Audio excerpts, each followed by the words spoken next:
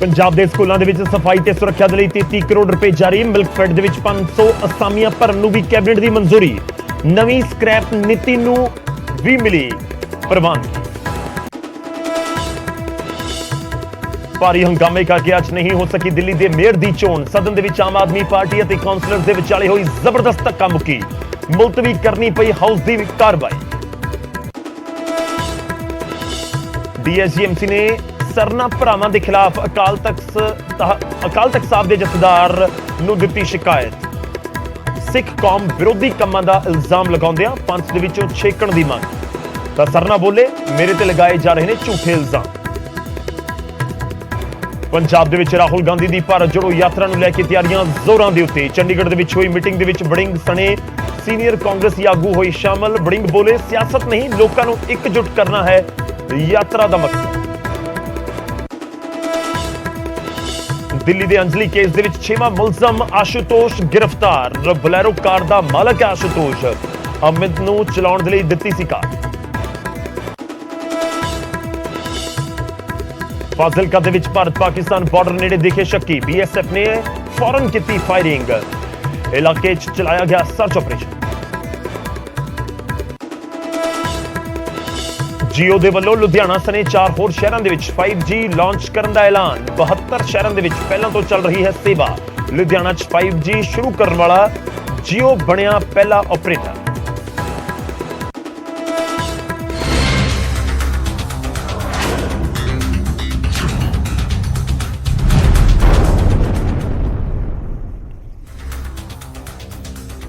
सत श्री अकाल, स्वागत है। गौरव शुक्ला मैं हां तुहाडे नाल हाज़र हां। फर्क तां पैंदा है लैके ਜਦੋਂ ਲੋਕਾਂ ਦੇ ਵੱਲੋਂ ਚੁਣੇ ਹੋਏ ਨੁਮਾਇੰਦੇ ਪਹੁੰਚਣ ਉਸ ਥਾਂ ਦੇ ਉੱਤੇ ਜਿੱਥੇ ਲੋਕਾਂ ਦੀ ਹੀ ਗੱਲ ਹੋਣੀ ਚਾਹੀਦੀ ਹੈ, ਪਰ ਉੱਥੇ ਜਾ ਕੇ ਧੱਕਾ ਮੁੱਕੀ ਸ਼ੁਰੂ ਹੋ ਜਾਵੇ। ਉੱਥੋਂ ਕੁਝ ਅਜਿਹੀਆਂ ਤਸਵੀਰਾਂ ਸਾਹਮਣੇ ਆਉਣ ਜੋ ਲੋਕਤੰਤਰ ਨੂੰ ਸ਼ਰਮਸਾਰ ਕਰਦੀਆਂ ਹੋਣ, ਫਿਰ ਫਰਕ ਤਾਂ ਪੈਂਦਾ ਹੈ। ਜੀ ਹਾਂ, ਸ਼ੁਰੂਆਤ ਅੱਜ ਅਸੀਂ ਕਰਨ ਜਾ ਰਹੇ ਹਾਂ ਦਿੱਲੀ ਤੋਂ। ਦਿੱਲੀ ਦੇ ਵਿੱਚ ਐਮਸੀਡੀ ਦੇ ਮੇਅਰ ਅਤੇ ਡਿਪਟੀ ਮੇਅਰ ਦੀ ਚੋਣ ਤੋਂ ਪਹਿਲਾਂ ਆਮ ਆਦਮੀ ਪਾਰਟੀ ਦੇ ਕੌਂਸਲਰਸ ਨੇ ਜੰਮ ਕੇ ਹੰਗਾਮਾ ਕੀਤਾ।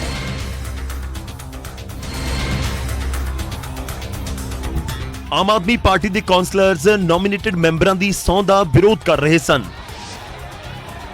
ते नौबत धक्का मुक्की तक पहुंच गई। एक दूजे दे उत्ते कुर्सियां सुट्टियां गईयां।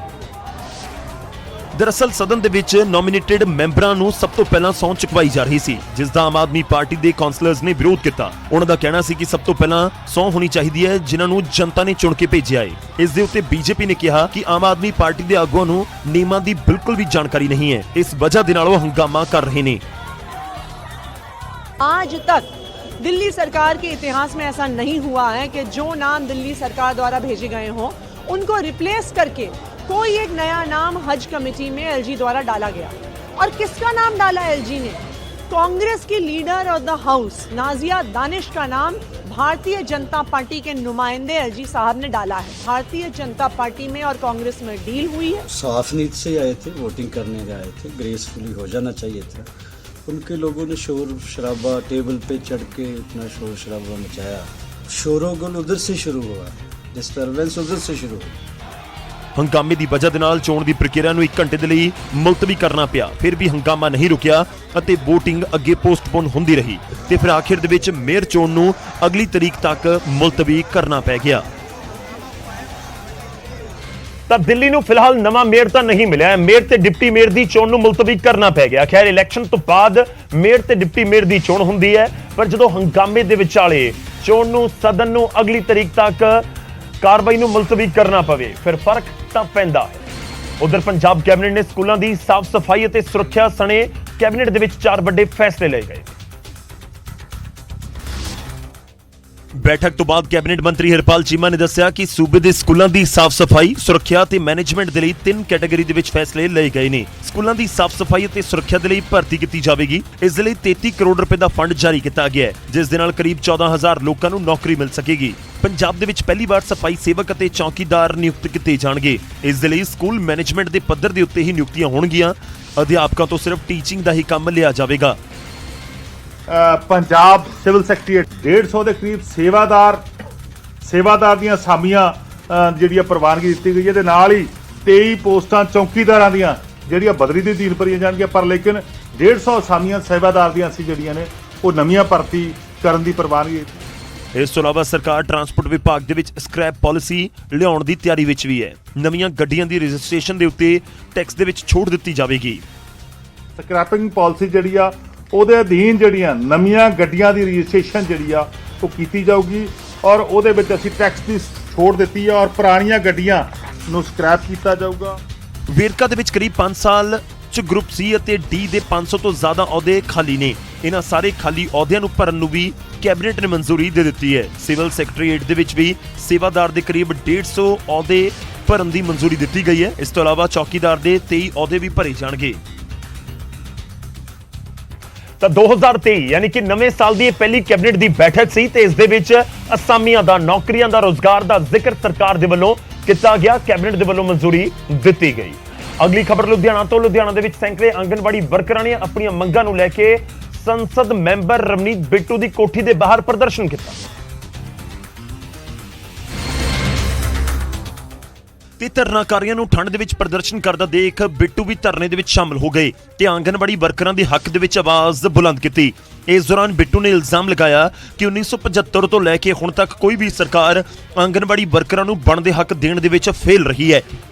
ਸਾਰਿਆਂ ਨੂੰ ਪੈਨਸ਼ਨਾਂ ਇਹ ਲਵਾਉਣ, ਸਾਰਿਆਂ ਦੇ ਰਾਸ਼ਨ ਕਾਰਡ ਇਹ ਬਣਾਉਣ ਤੇ ਜਦੋਂ ਇਹਨਾਂ ਨੂੰ ਕੁਝ ਦੇਣ ਦੀ ਵਾਰੀ ਆ ਜੇ ਅਸੀਂ ਸਾਰੇ ਹੀ ਵਿੱਚ ਹੀ ਆ। ਮੈਂ ਇਹ ਨਹੀਂ ਕਹਿੰਦਾ ਵੀ ਕਿਸੇ ਅੱਜ ਦੀ ਸਰਕਾਰ ਤੇ ਮੈਂ ਸਿੱਟਾਂ ਜਾਂ ਮੈਂ ਨਾ, ਅਸੀਂ ਸਾਰੇ ਹੀ ਹਮੇਸ਼ਾ ਇਹਨਾਂ ਨੂੰ ਮੈਂ ਸਮਝਦਾ ਬਣਦਾ ਹੱਕ ਨਹੀਂ ਦੇ ਸਕੇ। ਤੇ ਰਵਨੀਤ ਬਿੱਟੂ ਨੇ ਪ੍ਰਦਰਸ਼ਨਕਾਰੀਆਂ ਨੂੰ ਭਰੋਸਾ ਦਿਵਾਇਆ ਕਿ ਆਉਂਦੇ ਪਾਰਲੀਮੈਂਟ ਸੈਸ਼ਨ ਦੇ ਦੌਰਾਨ ਉਹਨਾਂ ਦੀਆਂ ਮੰਗਾਂ ਨੂੰ ਜ਼ੋਰ ਸ਼ੋਰ ਦੇ ਨਾਲ ਸਦਨ ਦੇ ਅੱਗੇ ਰੱਖਣਗੇ। ਤੇ ਮੈਂ ਆਪਣੇ ਵੱਲੋਂ ਇਹ ਵਾਅਦਾ ਕੀਤਾ ਹੈ ਵੀ ਮੈਂ ਅਗਲੇ ਸੈਸ਼ਨ 'ਚ ਪਾਰਲੀਮੈਂਟ ਦੇ ਵਿੱਚ ਇਹ ਬਹੁਤ ਜ਼ੋਰ ਨਾਲ ਇਹ ਆਵਾਜ਼ ਉਠਾਊਂਗਾ, ਬੁਲੰਦ ਕਰੂੰਗਾ, ਕਿਉਂਕਿ ਇਹ ਸਾਡੀਆਂ ਮਾਵਾਂ ਭੈਣਾਂ ਹੀ ਆ। ਇਹ ਕੋਈ ਬਗਾਨੀਆਂ ਇਹ ਅੱਜ ਬੈਠੀਆਂ, ਆਪਣੇ ਆਪ ਨੂੰ ਅਫਸੋਸ ਆਉਂਦਾ, ਸ਼ਰਮ ਆਉਂਦੀ ਆ ਵੀ ਅੱਜ ਠੰਡ ਦੇ ਦਿਨਾਂ 'ਚ ਇਹ ਥੱਲੇ ਬੈਠੀਆਂ ਆਪਣੇ ਪਰਿਵਾਰ ਨੂੰ, ਬੱਚਿਆਂ ਨੂੰ ਛੱਡੀਆਂ। ਆਂਗਨਵਾੜੀ ਵਰਕਰਾਂ ਦੀ ਮੰਗ ਹੈ ਕਿ ਉਹਨਾਂ ਦੇ ਮਾਣ ਭੱਤੇ ਦੇ ਵਿੱਚ ਨਾ ਸਿਰਫ ਇਜ਼ਾਫਾ ਕੀਤਾ ਜਾਵੇ ਸਗੋਂ 7 ਮਹੀਨਿਆਂ ਤੋਂ ਪੈਂਡਿੰਗ ਪਈਆਂ ਉਹਨਾਂ ਦੀਆਂ ਤਨਖਾਹਾਂ ਜਾਰੀ ਕੀਤੀਆਂ ਜਾਣ। ਖੈਰ, ਜਦੋਂ ਐਮਪੀ ਸਾਹਿਬ ਦੀ ਕੋਠੀ ਦੇ ਬਾਹਰ ਹੀ ਧਰਨਾ ਲੱਗਿਆ ਹੋਵੇ ਤੇ ਫਿਰ ਖੁਦ ਐਮਪੀ ਹੀ ਜਿਨ੍ਹਾਂ ਦੇ ਕੋਠੀ ਦੇ ਘਰ ਦੇ ਬਾਹਰ ਧਰਨਾ ਸੀ ਉਹ ਖੁਦ ਜਾ ਕੇ ਧਰਨੇ ਦੇ ਵਿੱਚ ਬੈਠ ਜਾਣ ਤੇ ਵਾਅਦਾ ਕਰਨ ਕਿ ਪਾਰਲੀਮੈਂਟ ਦੇ ਵਿੱਚ ਆਉਂਦੇ ਸੈਸ਼ਨ ਦੇ ਦੌਰਾਨ ਤੁਹਾਡੀ ਮੰਗਾਂ ਨੂੰ ਚੁੱਕਿਆ ਜਾਵੇਗਾ, ਫਿਰ ਫਰਕ ਤਾਂ ਪੈਂਦਾ ਹੈ। ਅਗਲੀ ਖਬਰ ਦਾ ਰੁਖ ਕਰਦੇ ਹਾਂ। ਅਕਾਲੀ ਦਲ ਦਾ ਪੱਲਾ ਫੜਨ ਵਾਲੇ ਸਰਨਾ ਭਰਾਵਾਂ ਦੇ ਖਿਲਾਫ ਅਕਾਲ ਤਖਤ ਸਾਹਿਬ ਤੇ ਲਿਖਤੀ ਸ਼ਿਕਾਇਤ ਪਹੁੰਚੀ ਹੈ ਤੇ ਦਿੱਲੀ ਗੁਰਦੁਆਰਾ ਕਮੇਟੀ ਨੇ ਲਿਖਤੀ ਸ਼ਿਕਾਇਤ ਦੇ ਵਿੱਚ ਸਰਨਾ ਭਰਾਵਾਂ ਦੀਆਂ ਕੰਪਨੀਆਂ ਤੇ ਸ਼ਰਾਬ ਤਸਕਰੀ 'ਚ ਸ਼ਾਮਲ ਹੋਣ ਅਤੇ 84 ਸਿੱਖ ਨਸਲਕੁਸ਼ੀ ਦੇ ਮੁਲਜ਼ਮਾਂ ਨੂੰ ਸਿਰੋਪੇ ਦੇਣ ਦੇ ਇਲਜ਼ਾਮ ਲਗਾਏ। ਸ਼ਿਕਾਇਤ ਦੇ ਵਿੱਚ ਸਰਨਾ ਭਰਾਵਾਂ ਨੂੰ ਪੰਥ ਦੇ ਵਿੱਚੋਂ ਛੇਕਣ ਦੀ ਮੰਗ ਵੀ ਕੀਤੀ ਗਈ ਹੈ। ਨਸ਼ੇ ਦੇ ਕਾਰੋਬਾਰ ਕੀਤੇ ਜਾ ਰਹੇ ਆ, ਜਿਸ ਵਿੱਚ ਉਹਨਾਂ ਦੇ ਪਰਿਵਾਰ ਨੂੰ ਈਡੀ ਤੇ ਸੀਬੀਆਈ ਵੱਲੋਂ ਨੋਟਿਸ ਭੇਜੇ ਗਏ, ਬੁਲਾਇਆ ਗਿਆ, ਪੁੱਛਗਿੱਛ ਕੀਤੀ ਗਈ, ਕੋਰਟ ਦੇ ਵਿੱਚ ਕੇਸ ਉਹਨਾਂ ਦੇ ਖਿਲਾਫ ਸ਼ੁਰੂ ਹੋਏ ਆ। ਇੰਨਾ ਹੀ ਨਹੀਂ, ਡੀਐਸਜੀਐਮਸੀ ਦੇ ਮੈਂਬਰਾਂ ਨੇ ਐਸਜੀਪੀਸੀ ਨੂੰ ਵੀ ਲਪੇਟੇ 'ਚ ਲਿਆ ਤੇ ਸ਼੍ਰੋਮਣੀ ਕਮੇਟੀ ਦੇ ਸਰਨਾ ਭਰਾਵਾਂ ਨੂੰ ਸਹੀ ਦੱਸਣ ਦੇ ਲਈ ਸੰਗਤ ਦੇ ਪੈਸੇ ਦੇ ਵਿੱਚੋਂ ਕਰੋੜਾਂ ਰੁਪਏ ਖਰਚਣ ਦੇ ਇਲਜ਼ਾਮ ਲਗਾਏ। ਇਕਰਾਰਨਾਮਾ ਵੀ ਜਗ ਜ਼ਾਹਿਰ ਕਰਨ ਔਰ ਆਪਣਾ ਚੈਨਲ ਜਿਹੜਾ ਸ਼ੁਰੂ ਕਰਨ, ਉਸ ਦਾ ਵੀ ਜਥੇਦਾਰ ਸਾਹਿਬ ਦੇ ਹੁਕਮ ਦੀ ਜਿਹੜੀ ਆ ਉਲੰਘਣਾ ਹੈ ਔਰ ਜੋ ਬਣਦੀ ਕਾਰਵਾਈ ਆ ਉਹ ਇਹਨਾਂ ਦੇ ਖਿਲਾਫ ਕੀਤੀ ਜਾਏ। ਉਧਰ ਅਕਾਲੀ ਦਲ ਦਿੱਲੀ ਦੇ ਪ੍ਰਧਾਨ ਪਰਮਜੀਤ ਸਿੰਘ ਸਰਨਾ ਨੇ ਇਹਨਾਂ ਇਲਜ਼ਾਮਾਂ ਨੂੰ ਸਿਰੇ ਤੋਂ ਰੱਦ ਕਰ ਦਿੱਤਾ ਹੈ ਤੇ ਡੀਐਸਜੀਐਮਸੀ ਤੋਂ 9 ਸਾਲ ਦਾ ਹਿਸਾਬ ਵੀ ਮੰਗਿਆ। ਮੈਨੂੰ ਚਮਕਾਉਣ ਵਾਸਤੇ ਸ਼੍ਰੋਮਣੀ ਕਮੇਟੀ ਦੇ ਪੈਸੇ ਦੀ ਲੋੜ ਨਹੀਂ ਹੈਗੀ। ਮੇਰੇ ਤੇ ਗੁਰੂ ਦੀ ਬਖਸ਼ਿਸ਼ ਹੈਗੀ। ਮੈਂ ਅੱਜ ਤੱਕ ਨਾ ਸ਼੍ਰੋਮਣੀ ਕਮੇਟੀ ਦੇ ਨਾ ਕਦੀ ਦਿੱਲੀ ਕਮੇਟੀ ਦੇ ਇੱਕ ਪੈਸੇ ਦੀ ਵਰਤੋਂ ਕਦੀ ਨਹੀਂ ਕੀਤੀ ਆਪਣੇ ਉੱਤੇ। ਸਰਨਾ ਭਰਾ 9 ਅਕਤੂਬਰ 2022 ਨੂੰ ਅਕਾਲੀ ਦਲ 'ਚ ਸ਼ਾਮਲ ਹੋ ਗਏ ਸਨ, ਪਰ ਹੁਣ ਦਿੱਲੀ ਗੁਰਦੁਆਰਾ ਮੈਨੇਜਮੈਂਟ ਕਮੇਟੀ ਦੇ ਇਲਜ਼ਾਮਾਂ ਨੇ ਅਕਾਲੀ ਦਲ ਅਤੇ ਸਰਨਾ ਭਰਾਵਾਂ ਨੂੰ ਨਵੇਂ ਵਿਵਾਦਾਂ ਨਾਲ ਕਟਹਿਰੇ 'ਚ ਖੜਾ ਕਰ ਦਿੱਤਾ ਹੈ।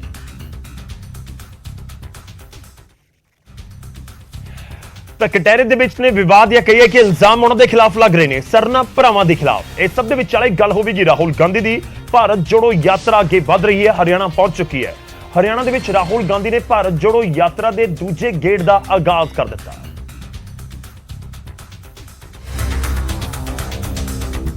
पानीपत शुरू हुई इस यात्रा ਦੇ ਵਿੱਚ ਰਾਹੁਲ ਗਾਂਧੀ 13 ਕਿਲੋਮੀਟਰ ਪੈਦਲ ਚੱਲੇ। ਇਸ ਦੌਰਾਨ ਉਹ ਹਾਰਵਰਡ ਯੂਨੀਵਰਸਿਟੀ ਦੇ ਪ੍ਰੋਫੈਸਰ ਦੀ ਟੀਮ ਦੇ ਨਾਲ ਵੀ ਮਿਲੇ, ਜਿਨ੍ਹਾਂ ਦੇ ਨਾਲ ਪੈਦਲ ਚੱਲਦੇ ਹੋਏ ਉਹਨਾਂ ਦੀ 1 ਕਿਲੋਮੀਟਰ ਤੱਕ ਚਰਚਾ ਹੋਈ। ਇਸ ਤੋਂ ਬਾਅਦ ਅਚਾਨਕ ਰਾਹੁਲ ਰਾਹ ਦੇ ਵਿੱਚ ਇੱਕ ਫੈਕਟਰੀ ਦੇ ਵਿੱਚ ਰੁਕ ਗਏ। ਇਹ ਪੜਾਅ ਕਰੀਬ 1 ਘੰਟੇ ਤੱਕ ਦਾ ਰਿਹਾ। ਦੱਸਿਆ ਜਾ ਰਿਹਾ ਕਿ ਫੈਕਟਰੀ ਬੀਜੇਪੀ ਆਗੂ ਦੀ ਸੀ। ਇਸ ਯਾਤਰਾ ਦੇ ਵਿੱਚ ਹਰਿਆਣਾ ਕਾਂਗਰਸ ਦੇ ਆਗੂ ਵੀ ਰਾਹੁਲ ਗਾਂਧੀ ਦੇ ਨਾਲ ਦਿਖੇ। ਪਾਨੀਪਤ ਦੇ ਵਿੱਚ ਪੈਦਲ ਯਾਤਰਾ ਦੀ ਸ਼ੁਰੂਆਤ ਦੇ ਵਿੱਚ ਕੁਮਾਰੀ ਸੈਲਜਾ ਉਹਨਾਂ ਦੇ ਨਾਲ ਨਜ਼ਰ ਆਏ। ਕਾਂਗਰਸ ਦੇ ਐਮਪੀ ਦੀਪਿੰਦਰ ਹੁੱਡਾ ਵੀ ਰਾਹੁਲ ਦੇ ਨਾਲ ਭਾਰਤ ਜੋੜੋ ਯਾਤਰਾ 'ਚ ਕਦਮ ਨਾਲ ਕਦਮ ਮਿਲਾ ਰਹੇ ਸੀ। ਖਾਸ ਗੱਲ ਇਹ ਸੀ ਕਿ ਹਰਿਆਣਾ ਦੇ ਵਿੱਚ ਕੜਾਕੇ ਦੀ ਠੰਡ ਦੇ ਬਾਵਜੂਦ ਰਾਹੁਲ ਮੁੜ ਤੋਂ ਉਸੇ ਸਫੇਦ ਰੰਗ ਦੀ ਟੀ-ਸ਼ਰਟ ਦੇ ਵਿੱਚ ਨਜ਼ਰ ਆਏ, ਜਿਸ ਦੀ ਚਰਚਾ ਰਾਹੁਲ ਦੀ ਭਾਰਤ ਜੋੜੋ ਯਾਤਰਾ ਤੋਂ ਹੋ ਰਹੀ ਹੈ। ਪਾਨੀਪਤ ਦੇ ਵਿੱਚ ਰਾਹੁਲ ਦੀ ਯਾਤਰਾ ਦਾ ਕੜਾਕੇ ਦੀ ਠੰਡ ਦੇ ਵਿੱਚ ਗਰਮਜੋਸ਼ੀ ਦੇ ਨਾਲ ਸਵਾਗਤ ਹੋਇਆ। ਕਿ ਰਾਹੁਲ ਗਾਂਧੀ ਦੀ ਭਾਰਤ ਜੋੜੋ ਯਾਤਰਾ ਇਸ ਸਮੇਂ ਪੂਰੇ ਦੇਸ਼ ਦੇ ਵਿੱਚ ਖੂਬ ਚਰਚਾ ਦੇ ਵਿੱਚ ਹੈ ਤੇ ਦੂਜੇ ਪਾਸੇ ਜ਼ਬਰਦਸਤ ਠੰਡ ਦੇ ਵਿਚਾਲੇ ਸਿੰਗਲ ਟੀ-ਸ਼ਰਟ ਦੇ ਵਿੱਚ ਜਿਸ ਤਰੀਕੇ ਨਾਲ ਉਹ ਨਜ਼ਰ ਆ ਰਹੇ ਨੇ, ਉਹ ਵੀ ਖੂਬ ਚਰਚਾ ਦਾ ਵਿਸ਼ਾ ਬਣਿਆ ਹੋਇਆ ਕਿ ਆਖਿਰ ਰਾਹੁਲ ਗਾਂਧੀ ਨੂੰ ਠੰਡ ਲੱਗ ਕਿਉਂ ਨਹੀਂ ਰਹੀ, ਕਿਉਂਕਿ ਜ਼ਬਰਦਸਤ ਠੰਡ ਹੈ। ਖੈਰ ਅੱਗੇ ਵਧਿਆਂ ਤੇ ਹੁਣ ਵਾਰੀ ਹੈ ਅੱਜ ਦੇ ਸਵਾਲ ਦੀ। ਸਵਾਲ ਅਸੀਂ ਪੈਦਲ ਯਾਤਰਾ ਨੂੰ ਲੈ ਕੇ ਹੀ ਪੁੱਛ ਰਹੇ ਹਾਂ। ਰਾਹੁਲ ਗਾਂਧੀ ਦੇ ਵੱਲੋਂ ਕਰੀਬ 3000 ਕਿਲੋਮੀਟਰ ਦੀ ਯਾਤਰਾ ਹੁਣ ਤੱਕ ਕੀਤੀ ਜਾ ਚੁੱਕੀ ਹੈ। ਕੰਨਿਆ ਕੁਮਾਰੀ ਤੋਂ ਸ਼ੁਰੂ ਹੋਈ ਹੈ, ਹਰਿਆਣਾ ਪਹੁੰਚ ਚੁੱਕੇ ਨੇ, ਅੱਗੇ ਕਸ਼ਮੀਰ ਤੱਕ ਜਾਣਗੇ। ਇਸ ਕਰਕੇ ਸਵਾਲ ਅੱਜ ਪੈਦਲ ਯਾਤਰਾ ਦੇ ਨਾਲ ਹੀ ਜੁੜਿਆ ਹੋਇਆ। ਸਵਾਲ ਕਿ ਆਜ਼ਾਦ ਭਾਰਤ ਦੇ ਵਿੱਚ ਸਭ ਤੋਂ ਲੰਬੀ ਪੈਦਲ ਯਾਤਰਾ ਕਿਸ ਨੇਤਾ ਨੇ ਕੀਤੀ, ਕਿਹੜੇ ਆਗੂ ਨੇ ਸਭ ਤੋਂ ਲੰਬੀ ਪੈਦਲ ਯਾਤਰਾ ਕੀਤੀ। ਆਜ਼ਾਦੀ ਤੋਂ ਬਾਅਦ ਪੋਲੀਟੀਕਲ ਤੌਰ ਦੇ ਉੱਤੇ ਸਿਆਸੀ ਆਗੂ ਯਾਤਰਾਵਾਂ ਕਰਦੇ ਰਹੇ ਨੇ, ਖੂਬ ਚਰਚਾ 'ਚ ਰਹੀਆਂ ਨੇ। ਕਈ ਯਾਤਰਾ ਜਿਹੜੀਆਂ ਦੇਸ਼ ਦੇ ਵਿੱਚ ਹੋਈਆਂ ਨੇ। 4 ਆਪਸ਼ਨ ਤੁਹਾਨੂੰ ਦੇ ਰਿਹਾ। A ਇੰਦਰਾ ਗਾਂਧੀ, B ਚੰਦਰ ਸ਼ੇਖਰ ਨੇ ਕੀਤੀ ਸਭ ਤੋਂ ਲੰਬੀ ਯਾਤਰਾ, ਜਾਂ ਲਾਲ ਕ੍ਰਿਸ਼ਨ ਅਡਵਾਨੀ ਨੇ ਕੀਤੀ ਆਪਸ਼ਨ C, ਜਾਂ ਫਿਰ ਆਪਸ਼ਨ D ਰਾਜੀਵ ਗਾਂਧੀ ਨੇ ਕੀਤੀ ਸਭ ਤੋਂ ਲੰਬੀ ਯਾਤਰਾ। ਪੈਦਲ ਯਾਤਰਾ ਦਾ ਅਸੀਂ ਜ਼ਿਕਰ ਕਰ ਰਹੇ ਹਾਂ। ਮੈਂ ਦੁਬਾਰਾ ਟੀਸ ਕਰ ਰਿਹਾ ਕਿ ਪੈਦਲ ਯਾਤਰਾ, ਸਭ ਤੋਂ ਲੰਬੀ ਪੈਦਲ ਯਾਤਰਾ ਕਿਹੜੇ ਆਗੂ ਦੇ ਵੱਲੋਂ ਕੀਤੀ ਗਈ। ਇਸ ਸਵਾਲ ਦਾ ਜਵਾਬ ਪੂਰੀ ਜਾਣਕਾਰੀ ਦੇ ਨਾਲ ਇਸ ਪ੍ਰੋਗਰਾਮ ਦੇ ਦੌਰਾਨ ਹੀ ਅਸੀਂ ਤੁਹਾਡੇ ਤੱਕ ਪਹੁੰਚਾਵਾਂਗੇ। ਹੁਣ ਅਗਲੀ ਖਬਰ ਦਾ ਰੁਖ ਕਰਦੇ ਹਾਂ ਤੇ ਗੱਲ ਹੋਵੇਗੀ ਦੀਪਕ ਟੀਨੂ ਦੀ। ਸਿੱਧੂ ਮੂਸੇਵਾਲਾ ਕਤਲकांड ਦੇ ਵਿੱਚ ਮੁਲਜ਼ਮ ਦੀਪਕ ਟੀਨੂ ਦੀ ਫਰਾਰੀ ਨੂੰ ਲੈ ਕੇ ਨਵੇਂ ਖੁਲਾਸੇ ਹੋਏ।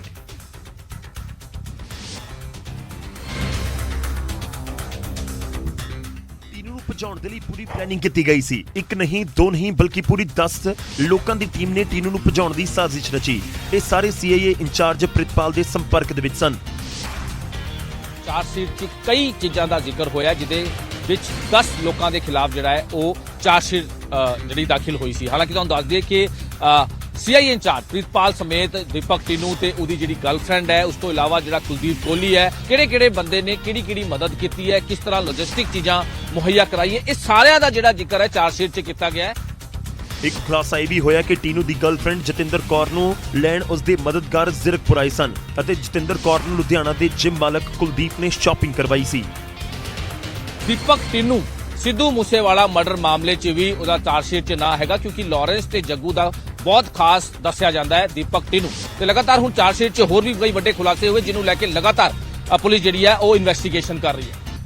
ਇਸ ਤੋਂ ਬਾਅਦ CIA ਇੰਚਾਰਜ ਪ੍ਰਿਤਪਾਲ ਟੀਨੂ ਨੂੰ ਉਸਦੀ ਗਰਲਫ੍ਰੈਂਡ ਦੇ ਨਾਲ ਮਿਲਵਾਉਣ ਦੇ ਲਈ ਆਪਣੀ ਸਰਕਾਰੀ ਰਿਹਾਇਸ਼ ਦੇ ਉੱਤੇ ਲੈ ਕੇ ਗਿਆ ਸੀ, ਜਿੱਥੋਂ ਮੌਕਾ ਦੇਖ ਕੇ ਗੈਂਗਸਟਰ ਟੀਨੂ ਫਰਾਰ ਹੋ ਗਿਆ।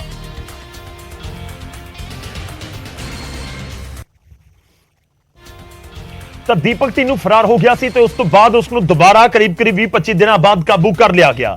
ਪਰ ਹੁਣ ਉਸ ਦੀ ਗ੍ਰਿਫਤਾਰੀ ਤੋਂ ਬਾਅਦ ਫਰਾਰੀ ਦਾ ਪੂਰਾ ਜੋ ਕੇਸ ਖੁੱਲਦਾ ਜਾ ਰਿਹਾ ਹੈ, ਕਈ ਵੱਡੇ ਖੁਲਾਸੇ ਹੋ ਰਹੇ ਨੇ।